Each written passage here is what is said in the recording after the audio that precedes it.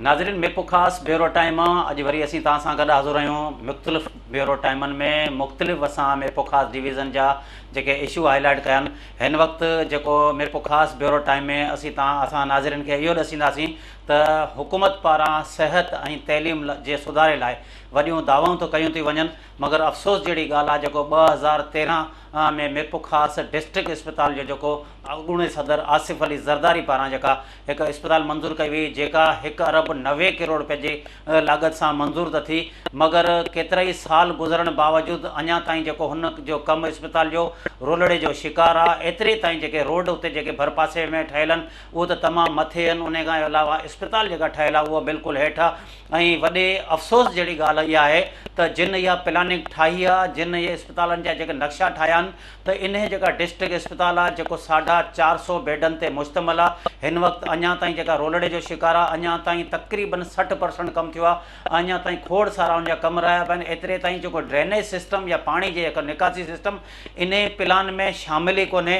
ऐं हिन वक़्तु जेको 1 अरब 90 करोड़ रुपए जो प्रोजेक्ट जेको आहे, इन में जेकॾहिं पाणी जो निकासी जो सिस्टम हुजे या ड्रेनेज सिस्टम न हुअण जे करे, ऐं उतां जा जेका इंजीनियर हो या उतां जा जेके उन्हनि जा जेके हिन इस्पताल में कमु कंदा जेके आहिनि ठेकेदार, उन्हनि सां बि असांजी ॻाल्हि ॿोल थी।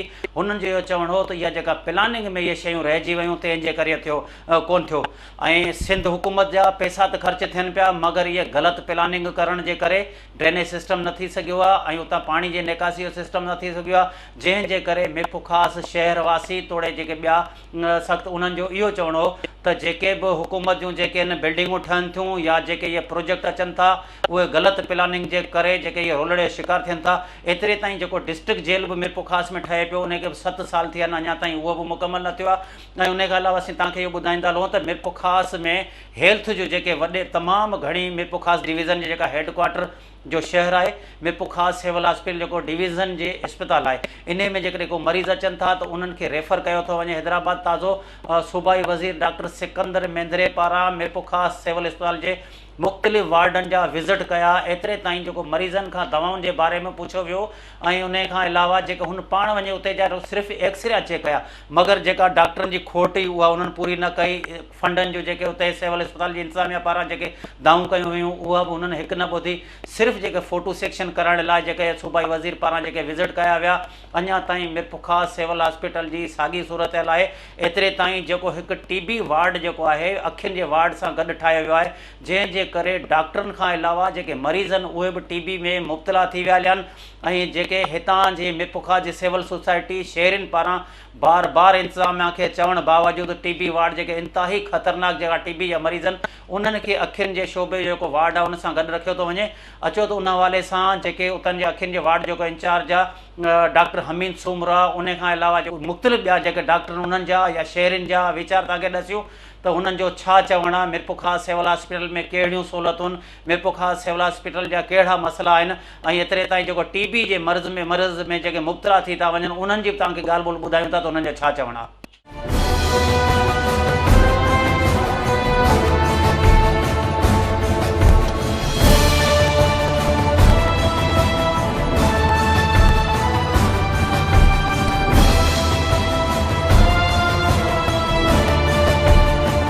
हिते जेको बि अचे थो माण्हू हुनखे बि TB थी वञे। हिते जेको जाम सेंटर आहिनि, ॿारनि वारो बि आहे, अखियुनि वारो बि आहे, TB वारो बि हिननि गॾु ठाहियो आहे। डॉक्टरनि खे बि जेको TB थी वई आहे। हिते जेको माण्हू अचे थो हुनखे TB बि थी आहे। हीउ जेको सेंटर आहे हीउ ॿाहिरि हुजणु खपे।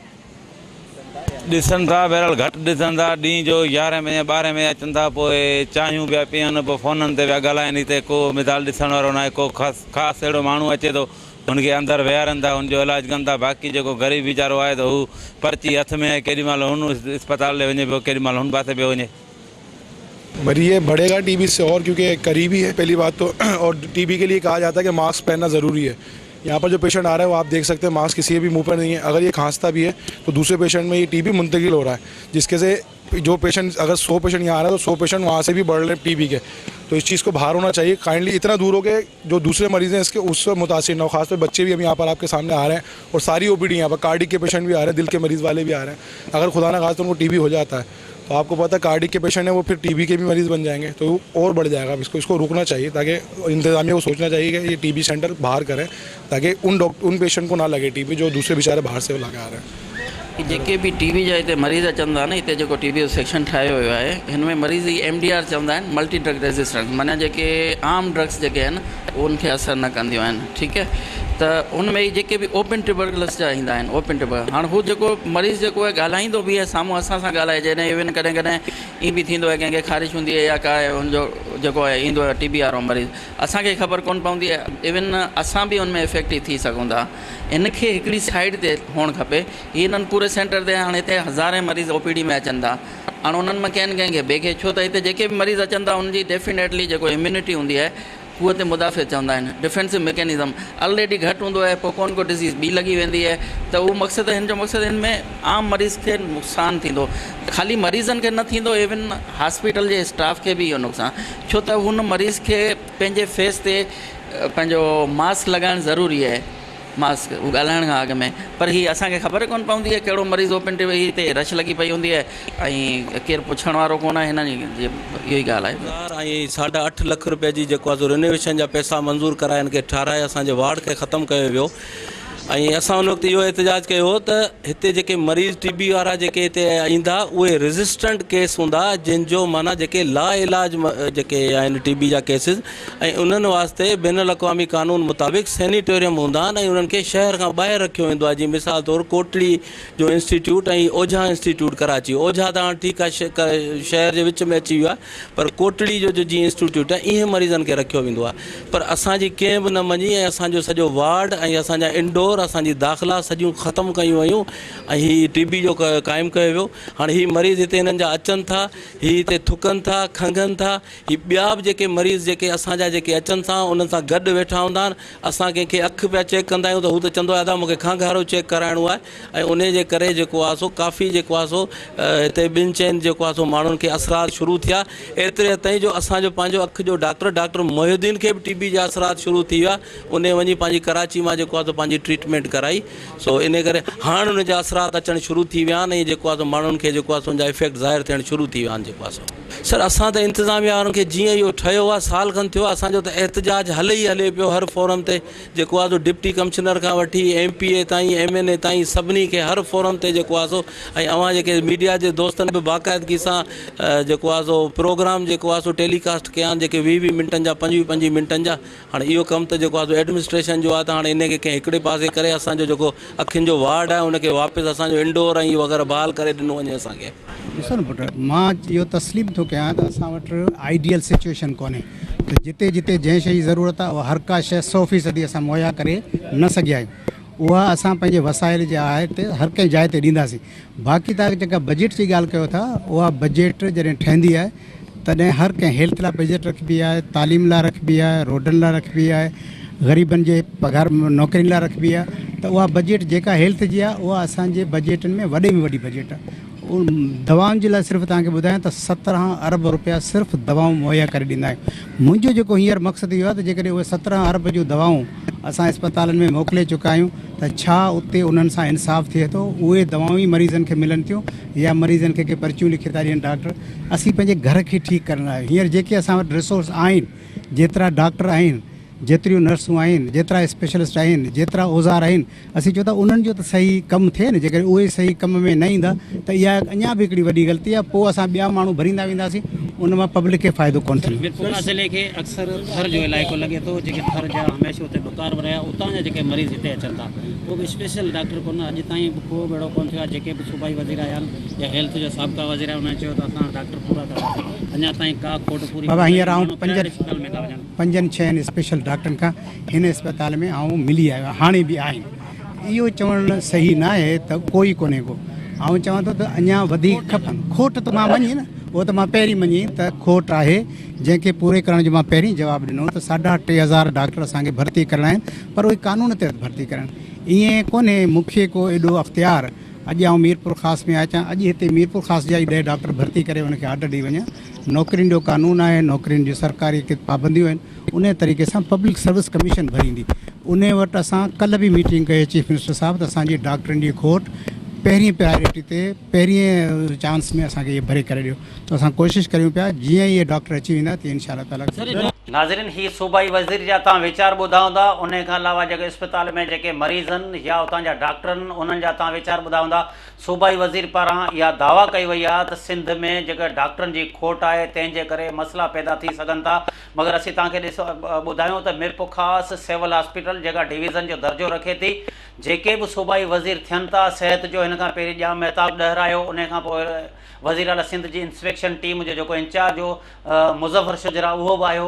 उन खां अलावा हिन वक़्तु जेको ताज़ो जेको मौजूदा सूबाई वज़ीर सिहत जो इन बि विज़िट कया। इहे सिर्फ़ु दावाऊं करे विया आहिनि त असां सभु सहूलियतूं ॾींदासीं, असां दवाऊं ॾींदासीं, असां जेके सभिनी खे जेके मरीज़नि खे जेको आहे सिहत जूं सहूलियतूं ॾींदासीं, मगर इन्हनि जूं दावाऊं जेके बिल्कुलु कूड़ियूं थियूं साबित थियनि। छाजे करे त मरीज़नि वटि वञिजे थो, उन्हनि जूं दावाऊं हूंदियूं आहिनि त असांखे न दवा थी मिले न गोरी थी मिले। अगरि को अहिड़ो मसइलो थिए थो त मीर पुखास सिविल हॉस्पिटल रेफर सेंटर ठहियलु आहे, असांखे हैदराबाद या कराची रेफर थो कयो वञे। नाज़रीन, वठूं था नंढी साई खां पोइ वरी तव्हां सां गॾु हाज़िर थींदासीं।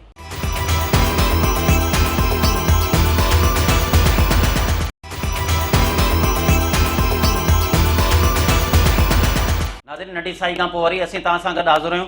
नाज़रीन, हिन वक़्तु असां सां गॾु जेको वीडियो लिंक ते मौजूदु आहे मुस्लिम लीग नून सिंध काउंसिल जो मेंबर आहे राजा अब्दुल हक। अचो त हुन सां ॻाल्हि ॿोल करियो त हुनजो छा चवणु आहे। राजा अब्दुल हक साहिबु, तव्हां असांखे इहो ॿुधाइजो त मीर पुखास डिस्ट्रिक्ट इस्पताल जेको 2013 में इफ़्तिताह थियो, जेको 1 अरब 90 करोड़ रुपयनि जो प्रोजेक्ट आहे, छा सबबु आहे जो अञा ताईं इहो रोलड़े जो शिकार आहे? आऊं त इहो चवंदुसि त असांजी सिंध हुकूमत ऐं असांजे नुमाइंदनि जी जेका आहे हिकिड़े लिहाज़ सां महिरबानी बि असांजे मीर पुखास लाइ तमामु घणी आहे। जेको 1 करोड़ 90 लख जी आहे स्कीम जेका आहे असांजे मीर पुखास ग़रीब आवामनि जे लाइ जेका हिते आई, लेकिन अॼु असां जिते ॾिसूं था, अॼु हैदराबाद ईंदे वेंदे सभु माण्हू ॾिसनि था त हीअ शायदि असांजे लाइ जेका आहे हिकिड़ो सवालिया निशान बणियल आहे त शायदि असां ग़रीबनि लाइ इहा इस्पताल बणबी बि अलाए न बणबी, छो जो अॼु 5 साल थी विया आहिनि असां बि हितां ईंदे वेंदे ॾिसूं पिया।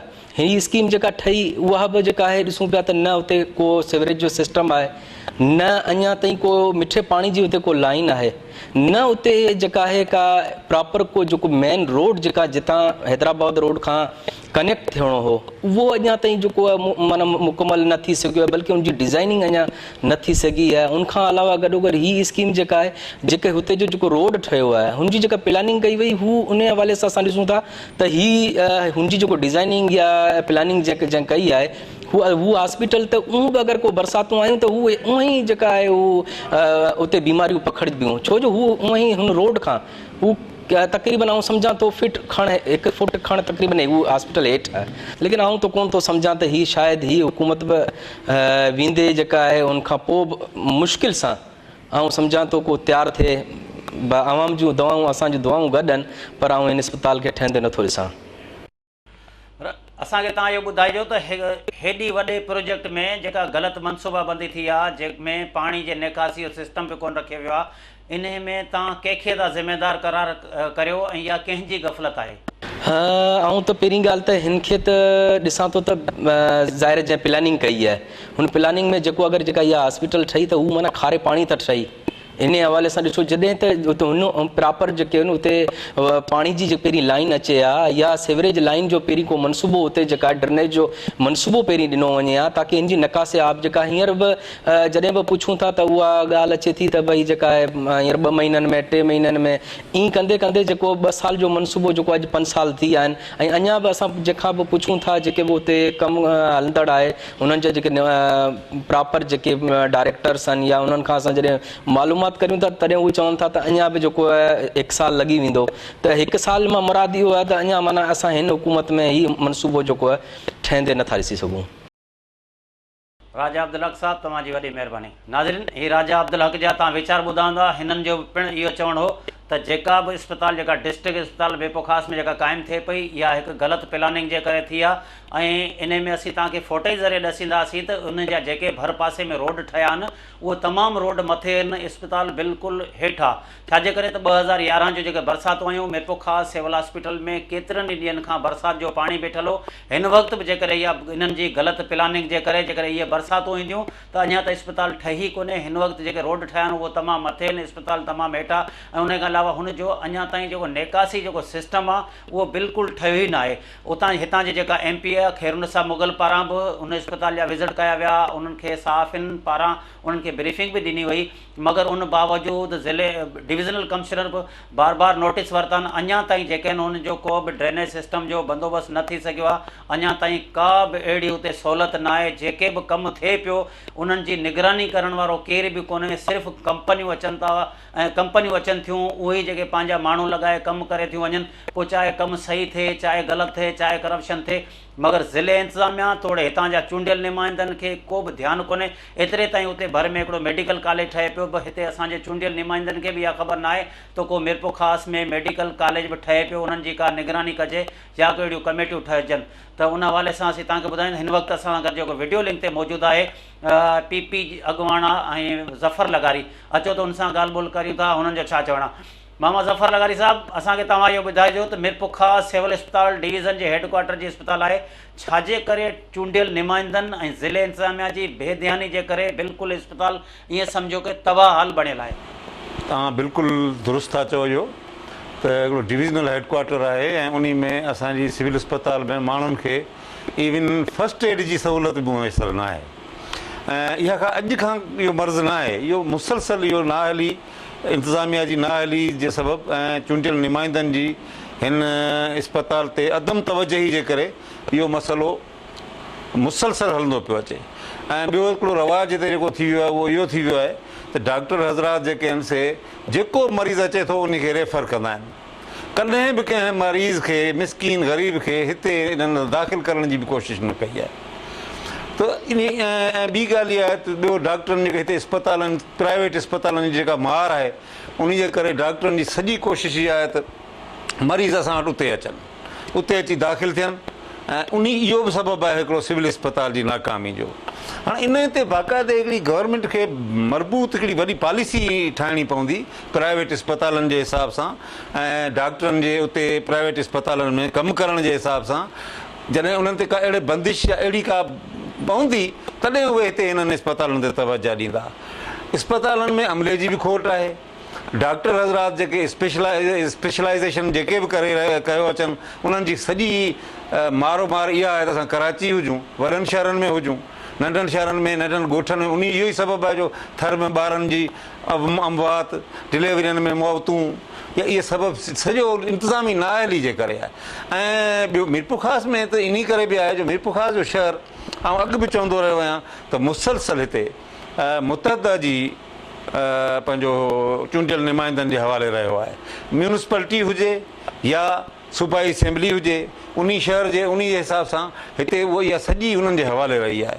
ऐं इन में आउं उन्हनि जी बि नाअहली चवंदुसि त पोयनि 30 सालनि खां जेके हिन शहर उन्हनि खे वोट ॾिना आहिनि, हमेशह कामयाबु कयो आहे उन्हनि खे, लेकिन हू बि पंहिंजी हिन आम ख़ासि ज़रूरत ते तवजो न ॾेई सघिया आहिनि। नाज़रीन, ही ज़फ़र लगारी तव्हां वीचार ॿुधंदा था, हिननि जो इहो चवणु हो त असां जेका आहे इंतिज़ामिया इन जी सॼी ज़िमेदार आहे, मगर हुकूमत में वेठल आहिनि, शायदि उन्हनि जूं अखियूं बंदि आहिनि या अखियूं पूरियल आहिनि। एतिरी ताईं जेको हेल्थ में हिते मिरपो ख़ासि ज़िले जे अंदरि हेल्थ में करप्शन आहे, डॉक्टर मौजूदु ई न आहिनि, प्राइवेट अस्पतालनि में वेठा आहिनि, भले मिनिस्टर विज़िट कनि, केर बि विज़िट कनि, एतिरी उन्हनि जी सेटिंग आहे जो अगरि को VIP विज़िट करे थो त उन्हनि खे फौरी तौर ते ॿाहिरां घुराए था वठनि। एतिरे ताईं जेको मिरपो ख़ासि सिविल हॉस्पिटल जो एतिरो माहौल ख़राबु थियल आहे, दवाऊं कोन पियूं मिलनि, गोरियूं कोन पियूं मिलनि, मरीज़ सख़्तु परेशान आहिनि, माण्हू दाऊं करे करे वेही विया आहिनि। हितां जा न चूंडियल नुमाइंदा था ध्यानु ॾियनि, न हितां जी ज़िले इंतिज़ामिया थी ध्यानु ॾिए। नाज़रीन, वठूं था नंढी साई खां पोइ वरी तव्हां सां गॾु हाज़िर थींदासीं।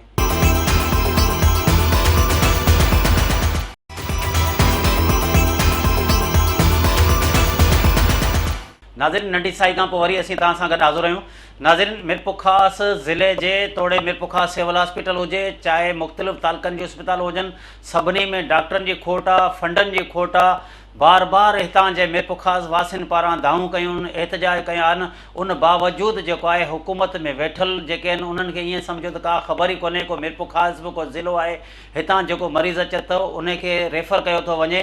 केतिरा ई जेके ग़रीब मिसकिन थर खां हिते अचनि था, पर हू मासूम जेके ॿारड़ा बीमार हूंदा आहिनि उन्हनि खे जेको आहे प्राइवेट अस्पताल में मोकिलियो थो वञे, अगरि उते नथा वञनि त गुरबत सबबु त हुननि खे हैदराबाद या कराची जा 10 ॾिना था वञनि। नाज़रीन, हिन वक़्तु जेको आहे कुझु ॾींहं पहिरीं जेको PSP जो जेको अॻुवाण आहे ऐं अॻूणो हिते जो MNA अनीस अहमद ख़ान जेको आहे अचो थो उन हवाले सां, हुनजी ॻाल्हि ॿोल ॿुधूं त हुन मिरपुर ख़ासि जे हवाले सां जेके हिकु प्रेस कॉन्फ्रेंस कई, अचो त उन हवाले सां हुनजूं ॻाल्हियूं ॿुधूं, हुनजो छा चवणु आहे। एक सेवरेज के निज़ाम के तबाह होने से, चाहे सिविल हॉस्पिटल हो, सरकारी इदारे हो, तालीमी इदारे हो, उनमें बुरी तरह तबाही फैली। अब फिर एक नया सिविल हॉस्पिटल बनाया जा रहा है जिसकी कोई मंसूबाबंदी नहीं की गई है। मैं सूबाई हुकूमत की तवज्जो उस तरफ दिलाना चाहता हूँ कि वो इस तरफ संजीदगी से तवज्जो दें। ना उसमें निकासी है आपका इंतज़ाम है, ना उसमें साफ पानी के सप्लाई का इंतज़ाम है। कोई उसकी मंसूबाबंदी किए बगैर उसमें जिस तरीके से लूट घसूट जारी है, उसको, उस इदारे को, उस सिविल हॉस्पिटल को मुस्तकबिल में वो कोई मस्बत अपनी कारकर्दगी ना दिखा सकेगा। लिहाजा उस तरफ संजीदगी से तवज्जो दी जाए और उसके मामलात को, उसके इंफ्रास्ट्रक्चर को बेहतर बनाने की कोशिश की जाए। मिरपुर खास के लोगों, मैं इस मीडिया के ज़रिए मिरपुर खास के लोगों को ये पैगाम देना चाहता हूँ और खुशखबरी भी देना चाहता हूँ कि पाक सरजमीन पार्टी हर मसले के हल के लिए उनके साथ मौजूद है। पाक सरजमीन पार्टी का एक एक कारकुन, एक एक जिम्मेदार अपनी तमाम तर सलाहियतें बरोए कार लाकर इस मिरपुर खास और मिरपुर खास के अतराफ मीरवा, डिगरी, जुड्डो, जैमसाबाद, कोट गुलाम मोहम्मद, नौकोट, उमरकोट, सांगड़, टंडो आदम, जो भी इस डिवीज़न के हिस्से बनते हैं, जहाँ जहाँ ये है, हम बहुत जल्द उन इलाकों का विजिट करेंगे, उनके मसाइल की तरफ सूबाई हुकूमत की और उन लोगों की तवज्जो दिलाएंगे जिनकी ये जिम्मेदारी है।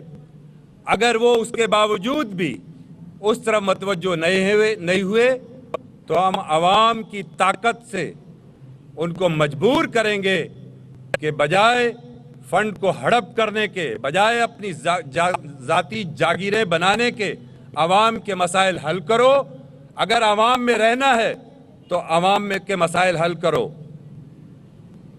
दूसरी सूरत में वो शहर में वो धरने होंगे कि ये फिर शहर के अंदर इनको आवाम का जो जाली मैंडेट इनके कब्जे में है, उस जाली मैंडेट से भी हम इनको आवाम को हम आज़ाद कराएंगे। नाज़रीन, ही जेको अॻूणो MNA ऐं पाक सरज़मीन पार्टी जो जेको अॻुवाणा हिन जा तव्हां वीचार ॿुधाईंदा, हिननि जो बि चवणो त हिकु ग़लति प्लानिंग जे करे जेके बि स्कीमूं ठहनि थियूं, अगरि जेके इंतिज़ामिया या सिंध हुकूमत जो रवैयो सही न रहियो त असां पूरी डिवीज़न जे अंदरि वरी के धरणा आणंदासीं। जेके प्रोजेक्ट ठहनि था किरोड़े रुपयनि जूं स्कीमुनि जा, ऐं मगर इन लापरवाही जे करे उहो प्रोजेक्ट सॼो जेको नाकारा थियो था वञनि, या त निकासी सिस्टम कोन हूंदो आहे या के अहिड़ा ग़लति मनसूबा हूंदा आहिनि जंहिंजे करे इन ठहण खां पोइ जेको आवाम खे तकलीफ़ुनि जो मुंहुं ॾिसणो थो पवे। नाज़रीन, हिन वक़्त सां गॾु मौजूदु आहे वीडियो लिंक ते डॉक्टर असगर आराई, जेको मिरपुर खास सिविल अस्पताल जो जेको सिविल सर्जन आहे। अचो त हुन सां ॻाल्हि ॿोल करियो त हुनजो छा चवणु आहे।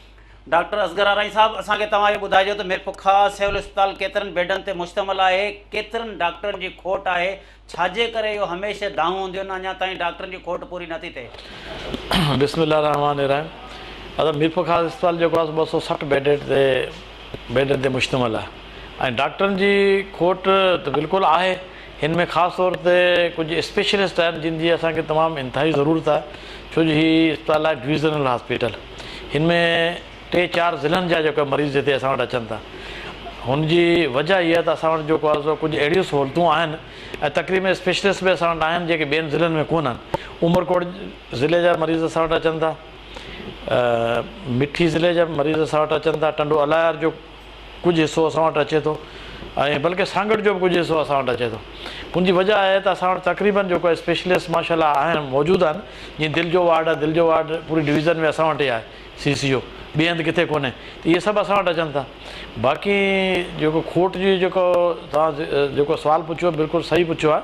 हिन में छा जे रेडियोलॉजिस्ट असां वटि काफ़ी अरसे खां कोन्हे, रेडियोलॉजिस्ट न हुअण जे करे असां वटि अल्ट्रासाउंड जो जेको वॾो प्रॉब्लम आहे। हुन खां पोइ रेडियोलॉजिकल ओपिनियन जेको असांखे रेडियोलॉजिकल ओपिनियन वठिणो हूंदो आहे, हुनजे लाइ असांखे एक्सरेज़ ऐं ॿियो जेको आहे मोकिलिणा पवंदा आहिनि हैदराबाद लम्स में, ऐं उतां जेको आहे रिपोर्टूं तमामु माना लेट अचनि थियूं, जंहिंजे करे मेडिको लीगल केसिस में जेको आहे वॾो प्रॉब्लम थिए थो। ऐं इहो जेको आहे रेडियोलॉजिस्ट जेको तमामु हिकिड़ी मतिलबु अहम मतिलबु पोस्ट आहे, स्पेशलिटी आहे, ऐं हिन जो हुजणु ज़रूरी आहे। गाइनोकोलॉजिस्ट असां वटि पंहिंजी पोस्ट ते न आहे। उहे असांजो माशाल्लाह कमु हले पियो, असांजी लेडी डॉक्टर्स आहिनि, ट्रेंड आहिनि, उहो जेको आहे सो ऑपरेशन कनि थियूं, पर गाइनोकोलॉजिस्ट जो हुजणु तमामु ज़रूरी आहे। गाइनोकोलॉजिस्ट न आहे। जेकॾहिं असांखे को अहिड़ो सीरियस क्रिटिकल केस हूंदो आहे त हिननि असांजे लेडी डॉक्टरनि खे को ओपिनियन वठिणो हूंदो आहे त असां ॾाढी ॾुखियाई थींदी आहे। हुनखां अलावा असां वटि यूरोलॉजिस्ट कोन्हे। यूरोलॉजिस्ट जो जेको आहे सो सामान असां वटि आहे, यूरोलॉजिस्ट हुजे त असां जेको आहे सो यूरोलॉजी जे हिसाब सां जेके मरीज़ आहे उन्हनि खे बि डील करियूं। ऐं इहे जेको आहे सो मतिलबु ऐं फिज़िशियन कोन्हे। फिज़िशियन जेको आहे सो चेस्ट फिज़िशियन आहे, उहो फिज़िशियन जी जाइ ते कमु करे रहियो आहे। सो अहिड़े लिहाज़ सां जेको आहे सो इहे जेको आहे सो सर्जन कोन्हे असां वटि। सर्जन जेको आहे सो जीअं रिटायर थियो आहे हुन खां पोइ असांखे सर्जन न मिलियो आहे।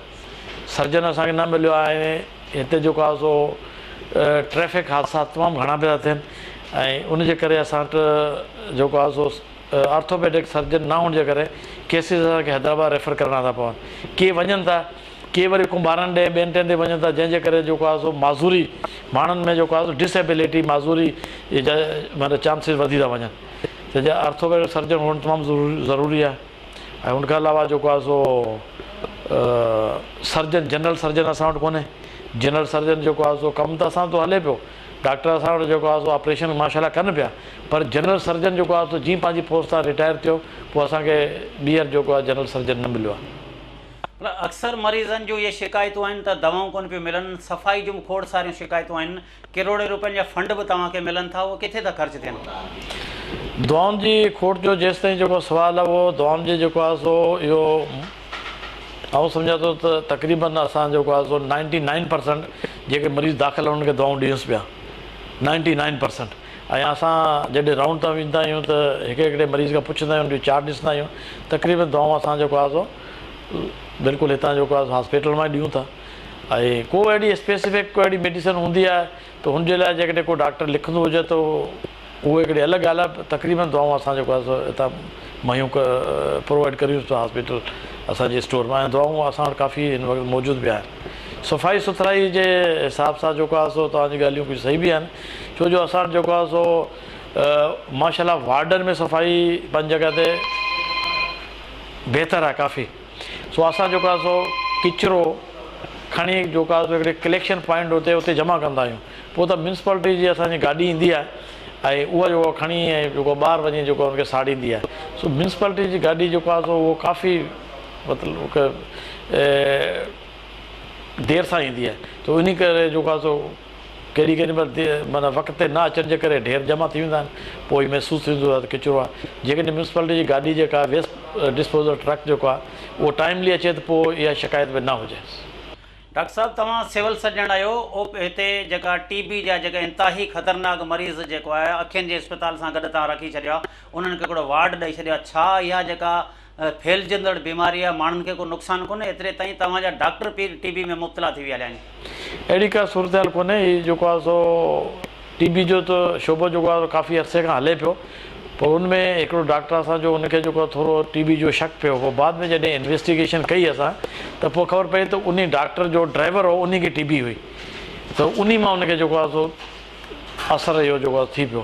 पोइ हुनजे बावजूदि पोइ असां TB वारनि खे लिखियो, उन्हनि जेको हिनखे बिल्कुलु ई OPD खां सेपरेट करे छॾियो आहे। त हाणे जेको जेके बि TB जा मरीज़ अचनि था उहे जेको आहे बिल्कुलु सेपरेट आहिनि OPD खां, ऐं हिन में आऊं कोन थो सम्झां त को अहिड़ा चांसिस थियनि था। डॉक्टर असगर आरई साहब तव्हांजी वॾी महिरबानी।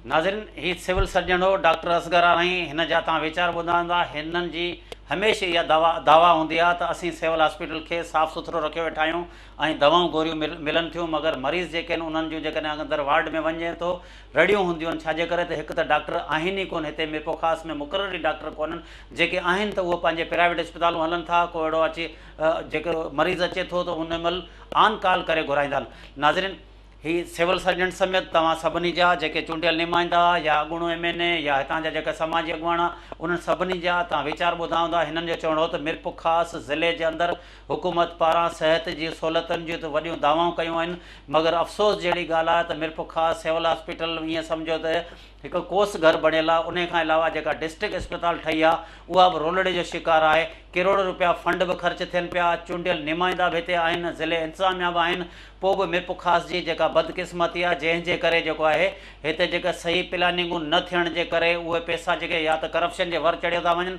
या इन्हनि ग़लति प्लानिंग जे करे खोड़ सारा मसइला पैदा थियनि था। नाज़रीन, ईंदड़ प्रोग्राम ताईं पंहिंजे मेज़बान नज़ीर पंवर खे इजाज़त ॾींदा।